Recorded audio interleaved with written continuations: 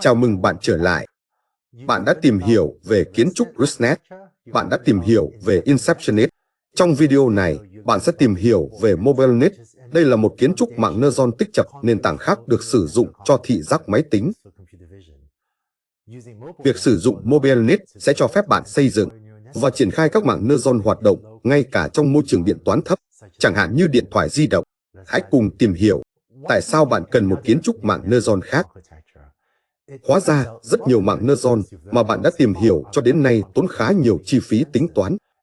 Và nếu bạn muốn mạng neuron của mình chạy trên một thiết bị có CPU hoặc GPU kém mạnh mẽ hơn khi triển khai, thì có một kiến trúc mạng neuron khác gọi là MobileNet có thể hoạt động tốt hơn nhiều. Vì vậy, tôi hy vọng sẽ chia sẻ với bạn trong video này cách hoạt động của tích chập tách biệt theo chiều sâu. Trước tiên, hãy xem lại tích chập thông thường làm gì, sau đó chúng ta sẽ sửa đổi nó để xây dựng tích chập tách biệt theo chiều sâu. Trong tích chập thông thường, bạn có thể có một hình ảnh đầu vào là NX, NC.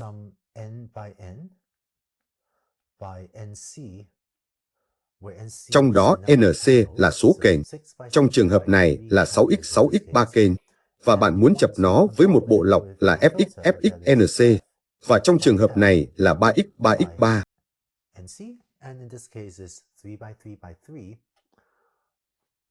Và cách bạn thực hiện điều này là bạn sẽ lấy bộ lọc này mà tôi sẽ vẽ dưới dạng một khối màu vàng 3 chiều và đặt bộ lọc màu vàng lên đó.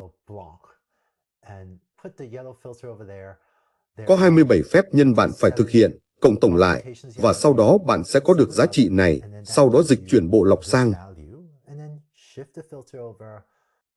Nhân 27 cặp số, cộng tổng lại, bạn sẽ có số này, và bạn tiếp tục để có được giá trị này, để có được giá trị này, và sau đó là giá trị này, về. Cho đến khi bạn đã tính toán tất cả 4x, 4 giá trị đầu ra. Chúng ta đã không sử dụng phần đệm trong trường hợp này, và chúng ta đã sử dụng bước giải 1. Đó là lý do tại sao kích thước đầu ra, nào x nào, nhỏ hơn một chút so với kích thước đầu vào. Đó là 4x4 này thay vì 6x6. Và thay vì chỉ có một trong các bộ lọc 3x, 3x3 này, bạn có thể có một số bộ lọc NC phẩy. Và nếu bạn có 5 bộ lọc, thì đầu ra sẽ là 4x, 4x5, hoặc nào x, NC phẩy.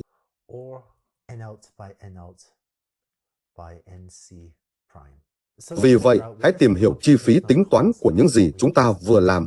Hóa ra tổng số phép tính cần thiết để tính toán đầu ra này được cho bởi số lượng tham số bộ lọc. Trong trường hợp này là 3x, 3x3, nhân với số vị trí bộ lọc. Đó là số vị trí mà chúng ta đặt khối màu vàng lớn này, là 4x4, và sau đó nhân với số lượng bộ lọc.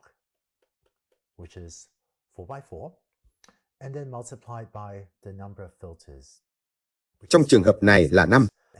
Và bạn có thể tự kiểm tra rằng đây là tổng số phép nhân chúng ta cần thực hiện, bởi vì tại mỗi vị trí chúng ta đặt bộ lọc xuống, chúng ta cần thực hiện số phép nhân này, và sau đó chúng ta có số lượng bộ lọc này. Và nếu bạn nhân các số này ra, kết quả là 2160. Vì vậy, chúng ta sẽ quay lại. Bạn sẽ thấy con số này một lần nữa sau trong video này, khi chúng ta đưa ra tích chập tách biệt theo chiều sâu có thể lấy đầu vào là hình ảnh 6x6x3, và đầu ra là một tập hợp kích hoạt 4x, 4x5, nhưng với ít phép tính hơn 2160. Hãy xem cách tích chập tách biệt theo chiều sâu thực hiện điều đó. Ngược lại với tích chập thông thường mà bạn vừa thấy, tích chập tách biệt theo chiều sâu có 2 bước. Bạn sẽ sử dụng tích chập theo chiều sâu trước, sau đó là tích chập theo điểm. Và chính 2 bước này cùng nhau tạo nên tích chập tách biệt theo chiều sâu này. Hãy xem cách hoạt động của từng bước trong 2 bước này. Cụ thể, hãy làm rõ chi tiết về cách hoạt động của tích chập theo chiều sâu, bước đầu tiên trong 2 bước này. Như trước đây, chúng ta có đầu vào là 6x, 6x3, vì vậy NX, NC, 3 kềnh. Bộ lọc trong tích chập theo chiều sâu sẽ là FXF, không phải FX, FX, NC, mà chỉ là FXF.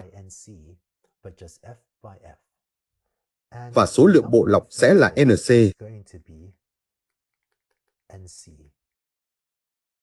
Trong trường hợp này là 3. Cách bạn sẽ tính toán đầu ra 4x 4x3 là bạn áp dụng một trong mỗi bộ lọc này cho một trong mỗi kềnh đầu vào này.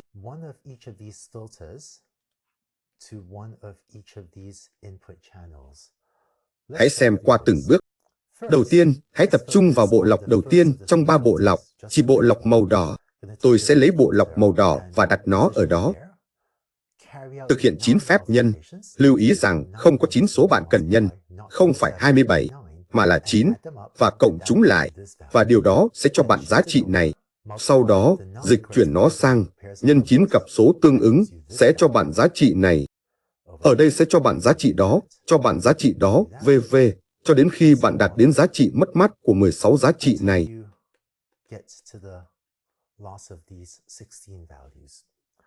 Tiếp theo, chúng ta chuyển sang kênh thứ 2 và hãy xem bộ lọc màu xanh lá cây. Bộ lọc màu xanh lá cây, bạn đặt ở đó, thực hiện 9 phép nhân để tính giá trị này, dịch chuyển nó sang 1 để tính giá trị này, dịch chuyển nó sang 1, và cứ như vậy, và bạn thực hiện điều đó 16 lần cho đến khi bạn đã tính toán tất cả các giá trị này trong kênh thứ 2 của đầu ra. Cuối cùng, bạn thực hiện điều này cho kênh thứ 3. Có bộ lọc màu xanh lam, đặt nó ở đó để tính giá trị này, dịch chuyển nó sang, dịch chuyển nó sang, dịch chuyển nó sang, v.v. cho đến khi bạn đã tính toán tất cả 16 đầu ra trong kênh thứ 3 đó. Kích thước của đầu ra sau bước này sẽ là N-out x N-out 4x 4x NC, trong đó NC giống như NC này, số kênh trong đầu vào ban đầu của bạn.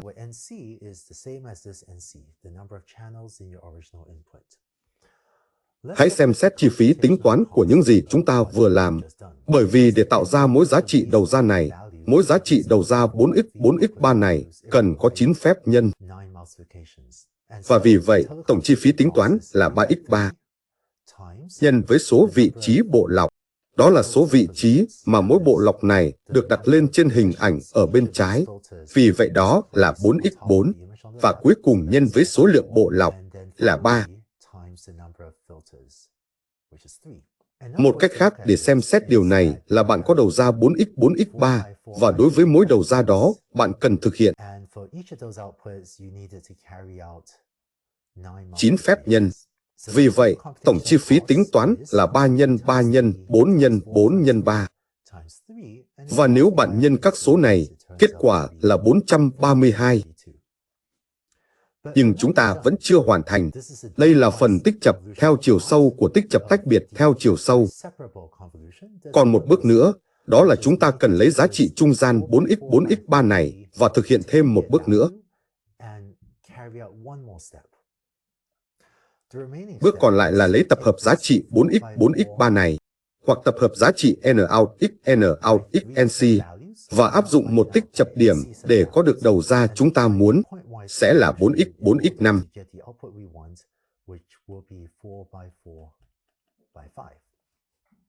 Vì vậy, hãy xem cách hoạt động của tích chập điểm. Đây là tích chập điểm. Bạn sẽ lấy tập hợp giá trị trung gian là N-out x NC và chập nó với một bộ lọc là 1x 1x NC, 1x 1x3 trong trường hợp này.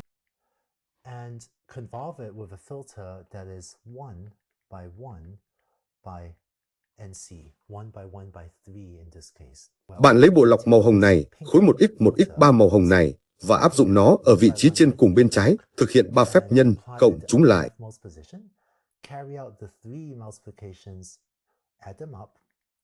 Và điều đó mang lại cho bạn giá trị này. Dịch chuyển nó sang 1, nhân 3 cặp số, cộng chúng lại. Điều đó mang lại cho bạn giá trị đó, v.v. Và bạn tiếp tục cho đến khi bạn điền hết tất cả 16 giá trị của đầu ra này. Bây giờ, chúng ta đã thực hiện điều này chỉ với một bộ lọc. Để có được một đầu ra 4x4 khác, nhưng là một đầu ra có chiều 4x 4x5, bạn sẽ thực sự thực hiện điều này với NC phẩy. Bộ lọc, trong trường hợp này, NC sẽ được đặt thành 5.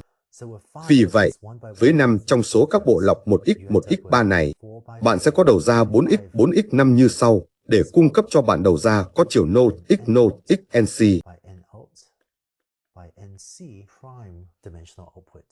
Và do đó, tích chập điểm cho bạn đầu ra 4x4x5. Hãy tìm hiểu chi phí tính toán của những gì chúng ta vừa làm. Đối với mỗi một trong các giá trị đầu ra 4x4x5 này, chúng ta phải áp dụng bộ lọc màu hồng này cho một phần của đầu vào, và điều đó tốn 3 phép toán hoặc 1x1x3. Đó là số lượng tham số bộ lọc. Bộ lọc phải được đặt ở 4x4 vị trí khác nhau, và chúng ta có 5 bộ lọc.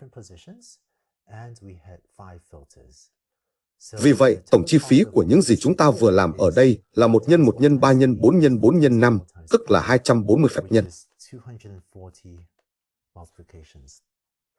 Trong ví dụ chúng ta vừa xem qua, tích chập thông thường lấy đầu vào là 6x6x3 và kết thúc bằng đầu ra 4x4x5.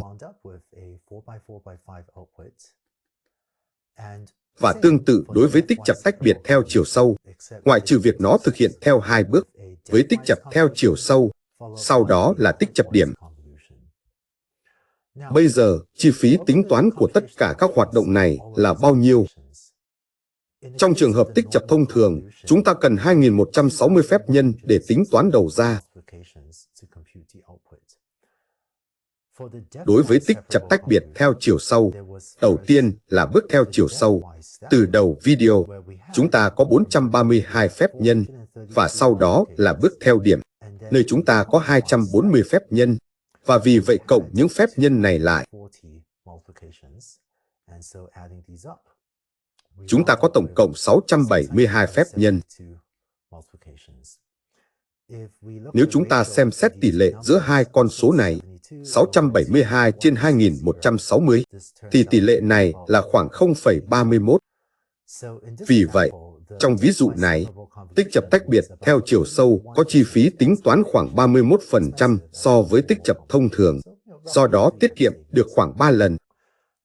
Các tác giả của bài báo Mobilnet đã chỉ ra rằng, nói chung, tỷ lệ chi phí của tích chập tách biệt theo chiều sâu so với tích chập thông thường hóa ra bằng 1 trên NC phẩy cộng 1 trên F bình phương trong trường hợp tổng quát.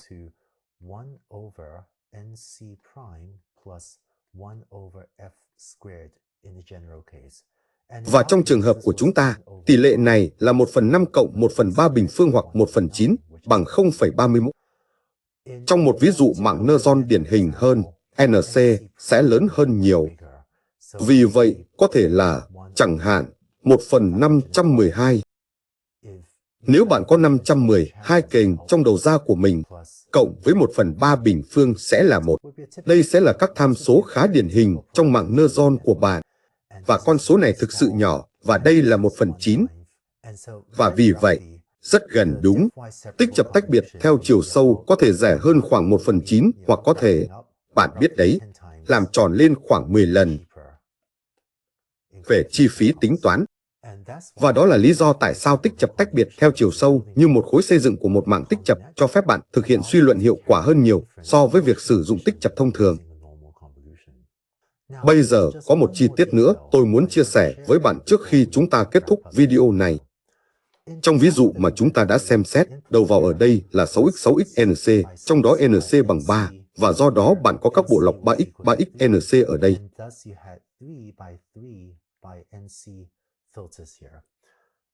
Bây giờ, tích chập tách biệt theo chiều sâu hoạt động với bất kỳ số lượng kềnh đầu vào nào.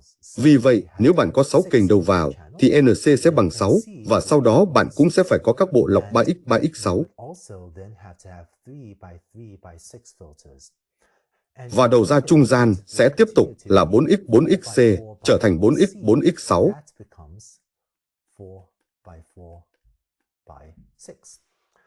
Bây giờ có vẻ như có gì đó không ổn với sơ đồ này, phải không? Đó là cái này phải là 3x3x6, không phải 3x3x3. Nhưng để làm cho các sơ đồ trong video tiếp theo trông đơn giản hơn một chút, ngay cả khi số lượng kềnh lớn hơn 3, tôi vẫn sẽ vẽ hoạt động tích chập theo chiều sâu như thể đó là chồng 3 bộ lọc này. Vì vậy, khi bạn thấy chính xác điều này sau này, hãy nghĩ rằng đó là biểu tượng chúng ta đang sử dụng để biểu thị tích chập theo chiều sâu, chứ không phải là hình ảnh trực quan chính xác về số lượng kênh của bộ lọc tích chập theo chiều sâu. Và sẽ sử dụng một biểu tượng tương tự để biểu thị tích chập điểm. Trong ví dụ này, đầu vào ở đây sẽ là 4x 4xNC. Vì vậy, nó thực sự là giá trị này từ trên đây. Và thay vì mở rộng chồng giá trị thành 1x 1x NC, tôi sẽ tiếp tục sử dụng tập hợp bộ lọc màu hồng này trông như thế. Và ngay cả khi NC lớn hơn nhiều, tôi vẫn sẽ vẽ nó như thể nó trông giống như chỉ có 3 bộ lọc để làm cho một số sơ đồ trông đơn giản hơn. Sau đó, điều này có thể cung cấp cho bạn đầu ra của bất kỳ chiều nào cần thiết, chẳng hạn như 4x 4x8 bởi một số giá trị khác của NC phẩy trong trường hợp này. Vậy là xong. Bạn đã tìm hiểu về tích chập tách biệt theo chiều sâu, bao gồm 2 bước chính, tích chập theo chiều sâu và tích chập điểm. Và hoạt động này có thể được thiết kế để có cùng kích thước đầu vào và đầu ra như hoạt động tích chập thông thường, nhưng nó có thể được thực hiện với chi phí tính toán thấp hơn nhiều. Bây giờ, hãy lấy khối xây dựng này và sử dụng nó để xây dựng mạng di động. Chúng ta sẽ làm điều đó trong video tiếp theo.